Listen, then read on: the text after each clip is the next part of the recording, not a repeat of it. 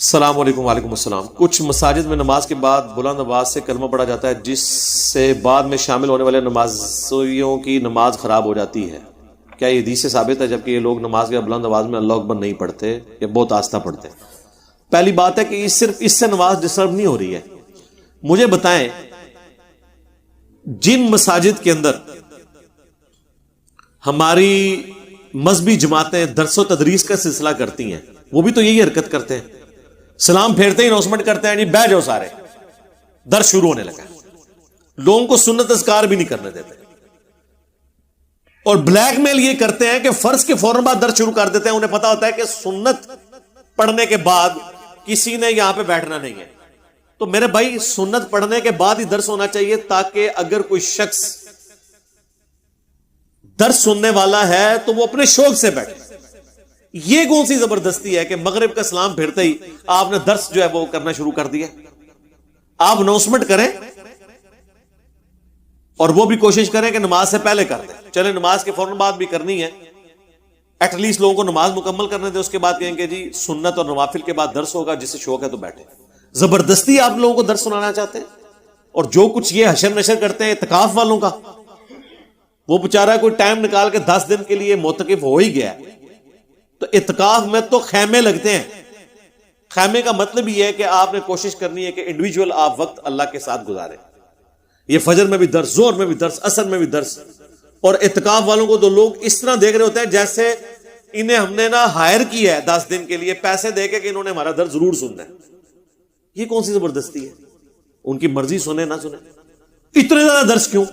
بخاری اور مسلم دونوں میں حدیث ہے، عبداللہ ابن مسعود رضی اللہ تعالیٰ عنہ کہتے ہیں جب ان سے کسی نے کہا کہ حضرت آپ بڑا اچھا درس قرآن دیتے ہیں، روزانہ دیا کریں، انہوں نے فرمایا تم اکتا جاؤ گے، میں تو شاہی کوئی نہیں، یہ بریکٹ میں اللہ کے نبی علیہ السلام بھی ہمیں روزانہ درس نہیں دیتے تھے کہیں ہم اکتا نہ جائیں، ہفتے میں ایک دن درس دیتے تھے، جمعرات کے دن۔ اور دیکھ لیں مجھے بڑے لوگوں نے پچھلے 10 سال میں زور لایا جی 2 دن کر لو 3 دن، میں کہ نہیں بھائی 1 دن، اور وہ بھی ہم نے لوگوں کی سہولت کا دن ڈھونڈا ہوا ہے، اتوار جو ہمارا ویکینڈ ہے، کالجز کے لیے، یونیورسٹیز کے لیے، ایون کام کاج کرنے والے لوگوں کے لیے بھی پہنچنا آسانی ہے۔ تو اس طرح کی زبردستی نہیں ہونی چاہیے، درس میں بھی اس طرح کرتے ہیں۔ رہ گیا یہ کلمہ پڑھنا، اس حوالے سے اگر آپ جائیں گے تو عام لوگ تو آپ کے اوپر سیدھا فتویٰ لگائیں گے۔ جب آپ ان سے پوچھیں گے نا آپ یہ کلمہ اونچی آواز سے کیوں پڑھتے ہیں، وہ کہیں گے آپ کلمے کو نہیں مانتے، کیا گناہ کا کام کر رہے ہیں؟ ہاں بولو، پھر جامعہ ترمذی کی حدیث وہ پیش کر دیں گے کہ سب سے افضل ذکر لا الہ الا اللہ ہے۔ اب آپ بول لیں کہ سب سے افضل ذکر ہے، وہ کہیں گے آپ افضل ذکر سے روک رہے ہیں۔ اب آپ ان کو لاکھ سمجھائیں کہ میرے بھائی نماز ڈسٹرب ہو رہی ہے، نمازی کے پاس بیٹھ کے تو قرآن بھی اونچی آواز سے نہیں پڑھا جاتا، آپ کلمہ پڑھ رہے ہیں، ان کو نہیں کوئی بات اثر کرے گی، وہ آپ کو بلیک میل کرے گی۔ تو اس کا ایک حال تو یہ ہے کہ انہیں یہ بتائیں کہ احمد بریلوی صاحب سے فتاوی رضویہ میں جب سوال کیا گیا کہ اگر کوئی شخص نماز پڑھ رہا ہو تو اس کے پاس قرآن پڑھ سکتے ہیں، تو انہوں نے فرمایا کہ اس کے پاس بلند آواز سے قرآن نہیں پڑھ سکتے، ڈسٹربنس ہے۔ اور آپ کو مزے کی بات بتاؤں، احمد بریلوی صاحب کا مزار انڈیا بریلی میں ہے، ان کے مزار کے ساتھ جو ایڈجسنٹ مسجد ہے جہاں ان کی اولاد میں سے لوگ بیٹھ کے گدی نشین ہیں، اس مسجد میں نماز کے بعد بلند آواز سے کلمہ نہیں ہوتا۔ یہ جو پاپا جانی ہے الیاس قادری صاحب، مدری چینل والے، کراچی آپ چلے جائیں فضان مدینہ میں کسی نماز کے بعد کلمہ نہیں ہوتا۔ یہ پنجاب کے بریلویوں نے کام شروع کیا، آپ اندازہ کریں، اور اس طرح کیا کہ آپ کوئی نہ پڑھے تو اسے وہابی کہتے ہیں، اور کو تھوڑے بہت علم والے ہوں گے وہ کہیں گے جی وہ مسلم شریف میں موجود ہے بلند آواز سے لا الہ الا اللہ کا ذکر،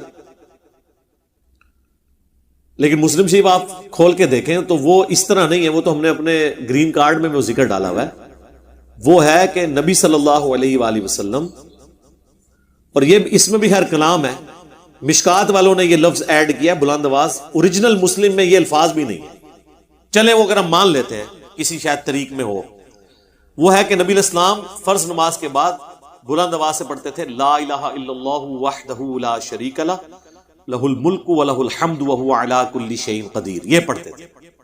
یہ جو یہ رالا کے پڑھتے ہی جانتے ہیں نا لا الہ الا اللہ، اس طرح کوئی بلند آواز سے پڑھ لے لا الہ الا اللہ وحدہ لا شریک لہ، 10 سیکنڈ میں ختم ہو جائے گا, جان چھوٹ جائے گی.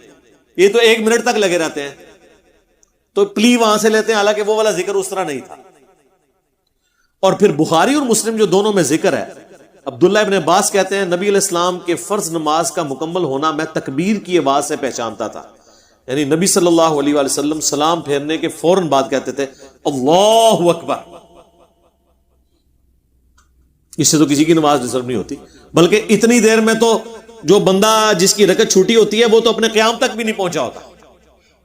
اور پھر آپ آہستہ آواز میں 3 دفعہ پڑھتے تھے. صحیح مسلم کے الفاظ ہیں, بخاری مسلم میں تو تکبیر ہے اور مسلم میں ہے.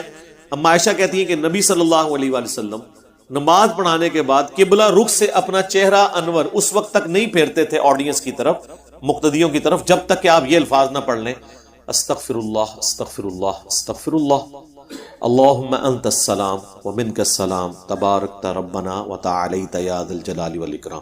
تھوڑے بہت الفاظ کے فرق سے مل جاتا ہے, تبارکت یا ذا الجلال والاکرام. اس کے بعد آپ رخ انور مقتدیوں کی طرف کر لیتے تھے. یہ سنت الفاظ. وہی ابن سنان تابعی کا قول ہے کہ جب کسی قوم میں بدعت آتی ہے تو سنت اٹھا لی جاتی ہے, اور بدعت کے لیے ضروری نہیں ہے کہ کوئی برے الفاظ ہوں تو وہ بدعت ہوں گے. یہ بدعت ہی ہے نا کہ ایک ذکر آپ نے تعلیم نہیں فرمایا اور آپ کر رہے ہیں, اب آپ کہیں گے آپ ذکر کو بدعت کہہ رہے ہیں, جی اس کو تو چھوڑ دیں. اس سے بڑی بات, اگر کوئی فجر کے 2 کی بجائے 4 فرض پڑھے تو جو 2 فالتو پڑھ رہا ہوگا ہم اسے کیا کہیں گے؟ بدعت. دین میں نئی چیز جو صحیح مسلم میں حدیث ہے, اما بعد فإن خیر الحدیث کتاب اللہ وخیر الہدی ہدی محمد صلی اللہ علیہ وآلہ وسلم وشر الامور محدثاتها وکل محدثۃ بدعہ وکل بدعۃ ضلالہ وکل ضلالۃ فی النار. کچھ الفاظ سنن نسائی اور ترمذی میں. آگاہ ہو جاؤ, سب سے بہترین کلام اللہ کی کتاب ہے, سب سے ہدایت یافتہ راستہ محمد صلی اللہ علیہ وآلہ وسلم کا ہے. بدترین کام وہ ہیں جو دین میں نئے داخل کیے جائیں, اور اس طرح کے تمام کام گمراہیاں ہیں, بدعتیں ہیں, اور تمام بدعتیں گمراہیاں ہیں, اور تمام گمراہیاں دوزخ میں لے جانے والی ہیں. یعنی وہ الفاظ بھی بدعت ہیں جو حضور کی اجازت کے بغیر داخل کیے جائیں. بخاری مسلم دونوں میں حدیث ہے, نبی علیہ السلام نے ایک صحابی کو دعا تعلیم کی وضو کے بعد. اس میں الفاظ تھے بِنَبِيِّكَ الَّذِي أَرْسَلْتَ, میں ایمان لایا اس کتاب پر جو تیرے نبی کے ساتھ نازل ہوئی. انہوں نے نا سپرلیٹو ڈگری لگا دی, اور جب انہوں نے وہ دعا پڑھی تو انہوں نے پڑھ دیا بِرَسُولِكَ الَّذِي أَرْسَلْتَ. رسول تو سپرلیٹو ڈگری ہے, انبیاء تو آلموسٹ.